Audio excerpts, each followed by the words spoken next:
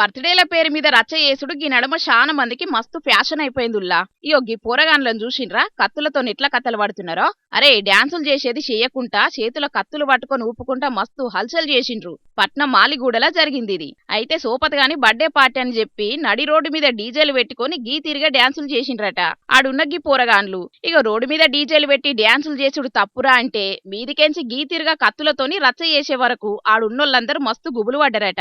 అయ్యవల భయం లేకుండా ఎగిడ్చినట్టు ఎత్తే పోరలు చాలా మంది గిట్లనే తయారైతున్నారు. చదువు సంధ్యలు లేక అడ్డమైన సోపతిగాళ్లతోని చెడు తిరుగుళ్ళు తిరుక్కుంటా జీవితాలను మొత్తం ఖరాబ్ చేసుకుంటున్నారని మస్తుగా గరమైండ్రట.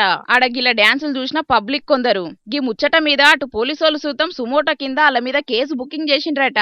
ఇక గీ వీడియోలు సోషల్ మీడియాలో వైరల్ అయ్యే వరకు కత్తులు తలవాళ్ళు పట్టుకొని రోడ్ల మీద జనాలను పరిశాన్ చేస్తున్న గిసొంటోళ్లను కేసు బుకింగ్ చేసి ఇడ్సబెట్టుడు కాదు, పోలీసులు స్టేషన్లకు పట్టుకుపోయి 4 అరుచుకుంటేనే తత్తిమొళ్ళు సక్కగా అవుతారని అనబట్టిండ్రు. ఇది చూసిన కొందరు పబ్లిక్.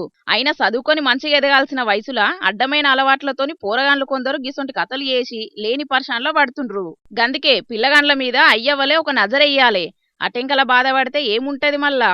ఏమంటున్నాం?